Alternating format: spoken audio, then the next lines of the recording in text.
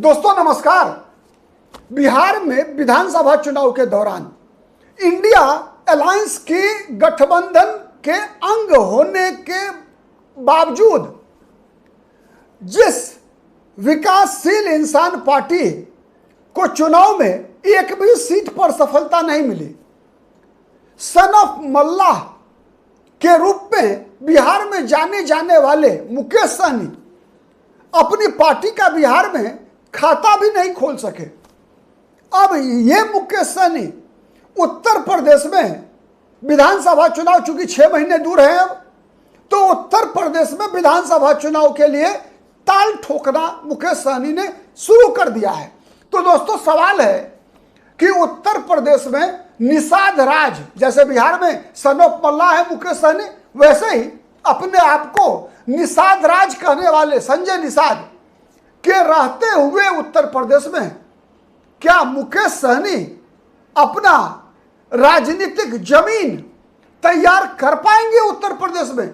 यह बड़ा सवाल है दोस्तों, और इसी सवाल का जवाब आज इस वीडियो में ढूंढने का प्रयास करेंगे, समझने का प्रयास करेंगे कि मुकेश सहनी को बिहार में जब चुनाव में सफलता नहीं मिली, बिहार के रहने वाले हैं मुकेश सहनी, अपनी पार्टी के सुप्रीमो हैं, बिहार में कई चुनाव लड़ चुके हैं, लेकिन फिर भी पिछले विधानसभा चुनाव और पिछले लोकसभा चुनाव में एक भी सीट निकाल नहीं पाए, जीत नहीं पाए। लेकिन वही दूसरी तरफ उत्तर प्रदेश में संजय निषाद की पार्टी, निषाद राज की पार्टी आप कह सकते हैं, ठीक है, उत्तर प्रदेश में भी बिहार की तरह ही मछुआरा मल्लाह केवट जाति का 4 से 5% वोट है दोस्तों उत्तर प्रदेश में भी। और अगर सभी उपजातियों को मिला देंगे, अगर मल्लाह जाति का सभी उपजाति कश्यप वगैरह सबको मिला देंगे तो लगभग उत्तर प्रदेश में भी 8-9% आता है, लगभग बिहार की तरह ही। जो बड़ी आबादी है, कहा जाता है गंगा किनारे वाला, तो जहां गंगा के किनारे किनारे जो शहर बसे हुए हैं, जो जिले बसे हुए हैं, चाहे वो बिहार हो चाहे वो उत्तर प्रदेश हो, इन जिलों में निषाद समाज के लोगों की आबादी है। तो सवाल फिर लौट कर आते हैं उसी सवाल पर कि दोस्तों जब बिहार में मुकेश सहनी को एक भी सीट नहीं मिली, इंडिया गठबंधन के अंग थे, तो उत्तर प्रदेश में एक दूसरी स्थानीय राजनीतिक दल संजय निषाद, बड़ा चेहरा के होते हुए, और इतना याद रखिए दोस्तों कि संजय निषाद के उत्तर प्रदेश विधानसभा में 5 विधायक हैं, संजय निषाद की पार्टी के 5 विधायक हैं, ठीक है, और संजय निषाद वर्तमान में उत्तर प्रदेश के सरकार में मंत्री भी हैं। मंत्री मुकेश सहनी भी बने थे बिहार में, और मुकेश सहनी तब बिहार में मंत्री बने थे दोस्तों जब मुकेश सहनी एनडीए के अंग थे, और एनडीए के जब अंग थे मुकेश सहनी, तभी मुकेश सहनी की पार्टी के 4 विधायक जीते थे। और वो चारों विधायक जो जीते थे दोस्तों बिहार में, जब 2020 के विधानसभा चुनाव में मुकेश सहनी की पार्टी के बिहार में 4 विधायक जीत कर आए थे दोस्तों, तब जब वो बीजेपी के साथ थे, और वो चारों उम्मीदवार जो थे वो बीजेपी के कार्यकर्ता थे। तो जब मुकेश सहनी बीजेपी से अलग हुए, गठबंधन टूटा, मुकेश सहनी जब आरजेडी के साथ जाने का फैसला किए, तो वो चारों विधायक क्या हुआ, बीजेपी के पास वापस आ गए, बीजेपी के साथ वापस आ गए। 4 में से 3, एक विधायक का तो निधन हो गया था पहले ही, मुसाफिर पासवान का, बिहार विधानसभा चुनाव बिहार में। तो दोस्तों सवाल यह है कि क्या कारण थे कि बिहार में मुकेश सहनी को सफलता नहीं मिली? तो दोस्तों जब तक बिहार के कारण को आप नहीं समझ पाएंगे, तब तक उत्तर प्रदेश में मुकेश सहनी को कितनी सफलता मिलेगी या नहीं मिलेगी, उसका जवाब ढूंढना मुश्किल होगा। देखिए दोस्तों, बिहार में मुकेश सहनी, जैसा मैंने बताया कि जब एनडीए के अंग थे तो उनकी पार्टी के 4 विधायक जीते, और वो चारों विधायक वो थे जो भारतीय जनता पार्टी के कार्यकर्ता थे। लेकिन उन विधानसभा सीटों पर मुकेश सहनी के उम्मीदवार, यहां तक कि मुकेश सहनी स्वयं भी चुनाव नहीं जीत सके जहां उम्मीदवार बीजेपी वाला नहीं थे, बीजेपी के कार्यकर्ता नहीं थे। तो अंतर क्या है, कारण क्या है इसका?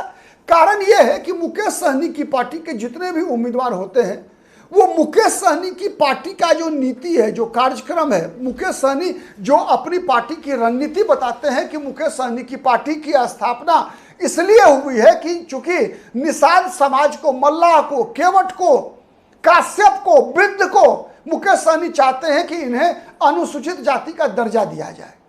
तो जब मुकेश सहनी चाहते हैं कि इन्हें अनुसूचित जाति का दर्जा दिया जाए, तो जो व्यक्ति, जो कार्यकर्ता, जो सामाजिक कार्यकर्ता, जो राजनीतिक कार्यकर्ता लगातार 5 साल इन मुद्दों पर काम करेगा वही जीतेगा। नहीं, जब बीजेपी के साथ थे मुकेश सहनी तो जय श्री राम करके उनके उम्मीदवार जीते थे, सही है ना। तो जय श्री राम कहकर बीजेपी वाले तो मुकेश सहनी की पार्टी के सिंबल पर जीत गए थे। लेकिन जब आरजेडी के साथ लड़ रहे थे तो एक तो तेजस्वी यादव की पहचान भी थी कि तेजस्वी यादव यानी बिहार में आरजेडी के नेता यानी लालू यादव के बेटा। तो आज भी बिहार की राजनीतिक वातावरण में देखेंगे दोस्तों, तो मुस्लिम और यादव कॉम्बिनेशन से बिहार के अति पिछड़ी जातियां, बिहार की दलित जातियां, बिहार की महादलित जातियां वैसे ही डरती है जैसे उत्तर प्रदेश में यादव और मुसलमान कॉम्बिनेशन से उत्तर प्रदेश में गैर यादव पिछड़ी जातियां, दलित समाज के लोग ये उत्तर प्रदेश में डरा करते हैं। यहां तक कि निषाद राज की जाति के लोग, मल्लाह जाति के लोग, केवट जाति के लोग, बिंद जाति के लोग, ये सब के सब यादव और मुसलमान जाति की दबंगता से, चाहे वो बिहार हो चाहे उत्तर प्रदेश हो, डरते हैं। और चूंकि मुकेश सहनी का गठबंधन बिहार में आरजेडी के साथ था, और इसका एक और पेच समझिए दोस्तों कि जहां मुकेश सहनी स्वयं लड़ने वाले थे, जहां मुकेश सहनी के भाई मुकेश सहनी के बदले संतोष सहनी चुनाव लड़ रहे थे, उनका गृह विधानसभा सीट, गौरा बौराम विधानसभा सीट बिहार में, वहीं से आरजेडी ने एक मुसलमान उम्मीदवार को चुनाव लड़ा दिया था। और वो मुसलमान उम्मीदवार कड़ा मुकाबला किया दोस्तों, बहुत बढ़िया मुकाबला किया। और स्थिति ये हो गई मतदान आते आते कि चुनाव से एक दिन पहले जब मुकेश सहनी के भाई संतोष सहनी को इस बात का एहसास हुआ कि उनका जमानत भी नहीं बचेगा, तो आपको आश्चर्य लगेगा कि मुकेश सहनी का सहोदर भाई संतोष सहनी चुनावी मैदान से हटने की घोषणा कर दिया। तो यह है बिहार और उत्तर प्रदेश के राजनीति की सच्चाई। लेकिन जब बीजेपी के नेता मुकेश सहनी की पार्टी के टिकट पर चुनाव लड़ रहे थे तो वो मल्लाहों को आरक्षण नहीं मांग रहे थे, वो जाति के आधार पर चुनाव नहीं लड़ रहे थे, वो चुनाव लड़ रहे थे किस नाम पर? जय श्री राम के नाम पर, हिंदुत्व के नाम पर, नरेंद्र मोदी के नाम पर, नीतीश कुमार के नाम पर, सुशील मोदी के नाम पर 2020 का विधानसभा चुनाव मुकेश सहनी के उम्मीदवार लड़ रहे थे, चिराग पासवान के नाम पर लड़ रहे थे, जीतन राम मांझी के नाम पर लड़ रहे थे, सही है ना। तो इसीलिए मुकेश सहनी की पार्टी के उम्मीदवार चुनाव जीतने में सफल रहे। तो अब सवाल है कि उत्तर प्रदेश में जब मुकेश सहनी, बिहार को आपने समझा, अब उत्तर प्रदेश में जब मुकेश सहनी गए हैं चुनाव लड़ने के लिए दोस्तों, तो मुकेश सहनी को सफलता कितनी मिलेगी इस बात को समझने से पहले याद रखिए कि 2020 का विधानसभा चुनाव उत्तर प्रदेश में लड़ने गए थे मुकेश सहनी, लड़े भी थे। और उत्तर प्रदेश का मुद्दा ही दोस्तों महत्वपूर्ण था, जिस कारण से भारतीय जनता पार्टी ने बिहार मंत्रिमंडल से, नीतीश कुमार के मंत्रिमंडल से बीजेपी ने मुकेश सहनी को बाहर करवा दिया था। नीतीश कुमार ने मुकेश सहनी को मंत्रिमंडल से बर्खास्त कर दिया था भाजपा के कहने पर बिहार सरकार से। क्यों? इसलिए कि मुकेश सहनी उत्तर बीजेपी की बिहार सरकार में, एनडीए की सरकार में मंत्री होते हुए भी उत्तर प्रदेश जाकर भारतीय जनता पार्टी के खिलाफ भाषण दे रहे थे, भारतीय जनता पार्टी के खिलाफ आग उगल रहे थे, भारतीय जनता पार्टी को प्रतिदिन धमकी दे रहे थे। तो जब गठबंधन में रहते हुए आप भारतीय जनता पार्टी को गठबंधन धमकी दे रहे थे तो भारतीय जनता पार्टी कैसे सहन करेगी आपको? बीजेपी तो अपने नेता को सहन नहीं करती है, अपनी पार्टी के बड़े बड़े नेताओं को बीजेपी सहन नहीं करती है, तो मुकेश सहनी को कैसे सहन करेगी? बीजेपी ने सत्ता सरकार से बाहर कर दिया। अब चलिए उत्तर प्रदेश, बिहार और उत्तर प्रदेश में जैसा मैंने बताया दोस्तों कि सामाजिक रूप से, सामाजिक स्तर पर समानता है, जातिगत माहौल लगभग वही है बिहार का जो उत्तर प्रदेश का है। मैं बार बार इसलिए जातिगत माहौल की बात कर रहा हूं क्योंकि मुकेश सहनी की पार्टी की स्थापना ही जाति के आधार पर हुई है, अदरवाइज मैं मुद्दों की बात करता। तो इसीलिए मैंने यह स्पष्टीकरण दे दिया दोस्तों। कई दर्शकों का कई बार सवाल होता है विषय की गंभीरता को समझे बगैर कि दर्शक सवाल ये करते हैं कि आप तो सर जाति पाति की बात करते हैं। तो दोस्तों मैंने बताया आपको कि भारत में अधिकतर राजनीतिक दलों का गठन ही जाति के आधार पर है। मुलायम सिंह यादव की पार्टी का गठन जाति के आधार पर, उत्तर प्रदेश में सुभाषपा ओम प्रकाश राजभर की पार्टी का गठन जाति के आधार पर, संजय निषाद की पार्टी जाति के आधार पर, अनुप्रिया पटेल की पार्टी जाति के आधार पर, जयंत चौधरी की पार्टी जाति के आधार पर, मुकेश सहनी की पार्टी जाति के आधार पर, तो ये बसपा बहुजन समाज पार्टी दलितों के आधार पर। तो अधिकतर पॉलिटिकल पार्टी जब जाति के आधार पर उसकी स्थापना ही हुई है, तो फिर मैं मुद्दा कहां से लाऊं चुनाव में दोस्तों? ठीक है, चलिए, मैंने मुझे बीच में मौका मिला तो आपसे बात कर लिया इस मुद्दे पर। तो सवाल यह है दोस्तों, मैंने बताया कि सामाजिक समीकरण एक जैसा है बिहार उत्तर प्रदेश का। बिहार और उत्तर प्रदेश दोनों राज्यों में समान रूप से मुस्लिम और यादव के खिलाफ ध्रुवीकरण होता है। जैसे सवर्णों के खिलाफ ध्रुवीकरण की शुरुआत हुई 1990 में मंडल आयोग के लागू होने के बाद, विशेषकर बिहार उत्तर प्रदेश में, वैसे ही क्रमशः धीरे धीरे बिहार और उत्तर प्रदेश दोनों राज्यों में मुसलमानों के खिलाफ भी और यादवों के खिलाफ भी ध्रुवीकरण होना शुरू हुआ। याद रखिए 1995 का स्टेट गेस्ट हाउस कांड। स्टेट गेस्ट हाउस कांड के बाद दलितों ने कभी भी समाजवादी पार्टी के साथ, यादवों के साथ कभी भी वोट नहीं किया। दलितों ने बसपा के अच्छे दिनों में मुसलमानों के साथ वोट किया, लेकिन यादवों के साथ कभी वोट नहीं किया। लेकिन जब बीजेपी की ताकत बढ़ी 2014 के बाद से, तब से मुसलमानों ने अपना वोट बंटवारा बंद किया। मुसलमान एक तरफा गए समाजवादी पार्टी के साथ। जैसे जैसे मुसलमान एक तरफा होते गए, वैसे वैसे गैर यादव पिछड़ी जातियां अखिलेश यादव और मुलायम सिंह यादव की पार्टी का साथ छोड़ते गए। हाँ, 2024 का लोकसभा चुनाव एक एक्सेप्शन था, अपवाद था। ठीक है, तो इसीलिए आप समझिए कि बिहार में जो कुछ भी हुआ वही उत्तर प्रदेश में। अब चलिए कि अगर मुकेश सहनी को क्या समाजवादी पार्टी अपने गठबंधन में शामिल करेगी? बिहार में तो वो आरजेडी के अंग थे, आरजेडी के अंग थे, लेकिन भीतर से भीतर घात हो रहा था। आरजेडी के लोग मुकेश सहनी के उम्मीदवार के खिलाफ क्या साजिश कर रहे थे, इससे बड़ा उदाहरण नहीं हो सकता जो मैंने दिया गौरा बौराम विधानसभा सीट का, जो मुकेश सहनी का गृह क्षेत्र है। मुकेश सहनी का जो गृह क्षेत्र है, वहां पर मुकेश सहनी के खिलाफ, मुकेश सहनी के भाई के खिलाफ साजिश की गई। तो आप अनुमान लगाइए कि मुकेश सहनी के उम्मीदवार जिन 12 विधानसभा क्षेत्रों में लड़ रहे थे, उनके खिलाफ कौन सी साजिश हुई होगी, सहज ही अनुमान लगाया जा सकता है। तो उत्तर प्रदेश में तो अब तक अखिलेश यादव ने कोई इन्विटेशन नहीं दिया है मुकेश सहनी को। और मान लीजिए अगर अब एक्सेप्शनली एक आध सीट पर अगर अखिलेश यादव तैयार भी हो जाते हैं, तो सवाल उठता है कि मुकेश सहनी क्या एक आध सीट लड़कर अपना कौन सा मकसद पूरा कर पाएंगे? जब तक कम से कम मुकेश सहनी 10 सीट भी नहीं लड़े, तब तक मुकेश सहनी का कोई भी मकसद पूरा नहीं होगा। अगर एक सीट लड़ेंगे, एक जीत भी गई उनकी पार्टी अगर, तो वो एक जो है कभी भी जिस पार्टी की सरकार बनेगी उस पार्टी में शामिल हो जाएंगे नहीं, क्योंकि मुकेश सहनी की पार्टी का जब 4 विधायक थे, चारों बीजेपी वाले थे, तो बीजेपी में चले गए। तो इसीलिए मैंने कहा कि एक विधायक का जीत जाना ही, और एक से ज्यादा सीट अखिलेश यादव दे देंगे मुकेश सहनी को, इसका मुझे भरोसा नहीं है। आपको क्या लगता है बताइएगा कमेंट करके। तो गठबंधन में उनको जगह मिलना नहीं है। जब बिहार में जब तेजस्वी यादव ने नहीं दिया जगह, सम्मानजनक जगह, तो अखिलेश यादव कैसे दे देंगे? इस बात का सहज ही अनुमान लगा लीजिए। उसके अलावे अगर मान लीजिए 5 सीट पर मुकेश सहनी को मिल भी गया, तो क्या एक ही घाट पर बकरी और शेर पानी पिएगा? यह बड़ा सवाल है दोस्तों। बकरी और शेर एक घाट पर पानी पिएगा, यह बड़ा सवाल क्यों है? इसलिए कि जो चीजें बिहार में हुई कि क्या सहनी समाज, क्या मल्लाह समाज और यादव एक साथ वोट करेंगे एक पार्टी को?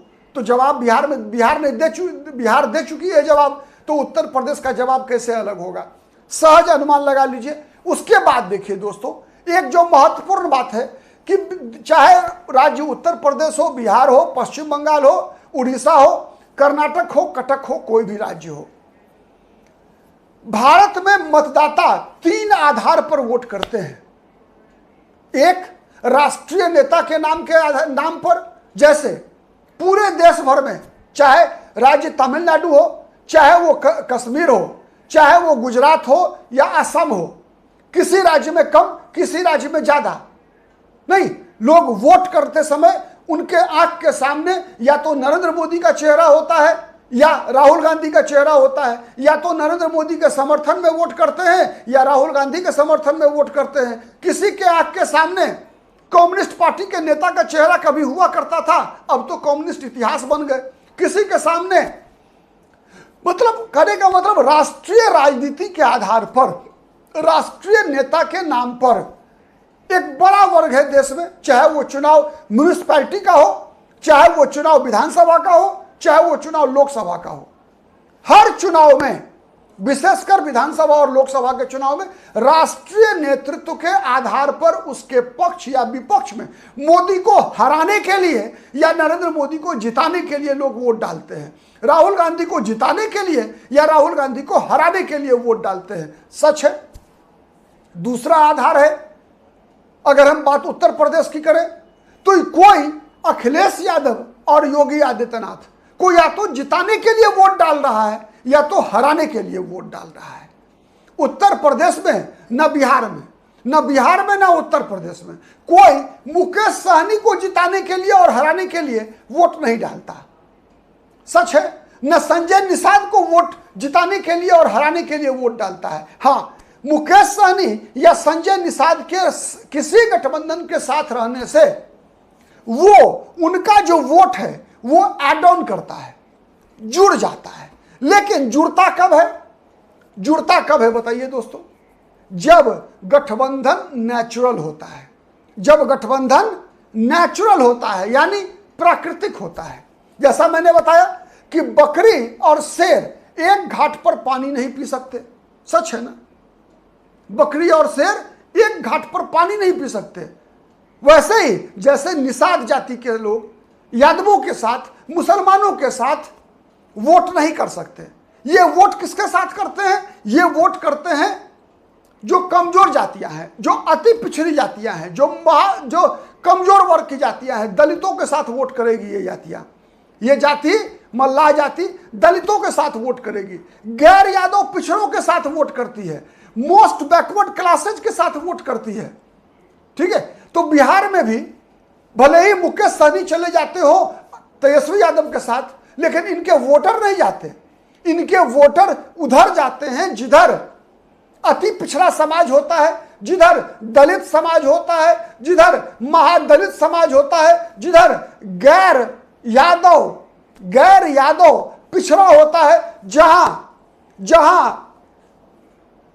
जो देखिए, सवर्णों में भी देखेंगे आप, सवर्ण के पास सत्ता नहीं है, ना बिहार में है ना उत्तर प्रदेश में है। उत्तर प्रदेश में आप योगी आदित्यनाथ को आप मत मानिएगा ठाकुर। अगर आप मानते हैं तो गलत होंगे साबित। ठीक है। कई कारण है, मैंने अलग वीडियो में चर्चा किया है, फिर कभी चर्चा करूंगा। आज चूंकि वो मुद्दा नहीं है। सवर्ण सत्ता से बाहर है, सवर्ण से मुकाबला नहीं है। मुकाबला किससे है? उत्तर प्रदेश में नरेंद्र मोदी और अखिलेश यादव से मुकाबला है। उत्तर प्रदेश का मुकाबला नरेंद्र मोदी और अखिलेश यादव से है। अगर बीजेपी से भी मुकाबला है तो योगी आदित्यनाथ अकेले नहीं है। योगी के साथ केशव प्रसाद मौर्य है, योगी के साथ ओम प्रकाश राजभर हैं, योगी के साथ अनुप्रिया पटेल हैं, योगी के साथ संजय निषाद हैं। अब ऐसे लोगों के होते हुए मुकेश सहनी कितना वोट ला पाएंगे? चूंकि राज्य स्तर के नेतृत्व में, तो राज्य स्तरीय नेतृत्व में दोस्तों अखिलेश यादव के नाम पे वोट पड़ता है, पक्ष या विपक्ष में। योगी आदित्यनाथ के पक्ष या विपक्ष में वोट पड़ता है। केशव प्रसाद मौर्य के पक्ष में या विपक्ष में वोट हो सकता है। राजभर के कहने पर वोट हो सकता है, संजय निषाद के कहने पर हो सकता है, नहीं जयंत चौधरी के कहने पर हो सकता है, आजम खान के कहने पर हो सकता है, इमरान मसूद के कहने पर हो सकता है। उत्तर प्रदेश के मतदाता कभी भी बिहार के किसी नेता के नाम पर क्षेत्रीय राजनीति के आधार पर कभी वोट डालेगा क्या? नहीं डालेगा। आप याद कीजिए, लालू यादव ने भी बड़ा प्रयास किया था अपने अच्छे दिनों में उत्तर प्रदेश में विधानसभा चुनाव लड़कर कुछ सीट जीतने का। रामविलास पासवान ने भी बहुत प्रयास किया था कभी। ठीक है। फिर चिराग पासवान प्रयास करने गए हैं यूपी। चिराग पासवान भी गए हैं मुकेश सहनी के साथ। ठीक है। तो रामविलास पासवान ने भी प्रयास किया था दोस्तों। क्या सफलता मिली? नहीं मिली। नीतीश कुमार जब इंडिया अलायंस के साथ थे 2024 के लोकसभा चुनाव से पहले, तैयारी ये चल रही थी जनता दल यूनाइटेड की कि नीतीश कुमार इलाहाबाद के बगल में फूलपुर लोकसभा सीट है, जहां कुर्मी जाति, नीतीश कुमार की जाति की अच्छी खासी संख्या है, या फिर मिर्जापुर लोकसभा सीट, मिर्जापुर लोकसभा सीट से चुनाव लड़ने की बात चल रही थी नीतीश कुमार की। क्यों?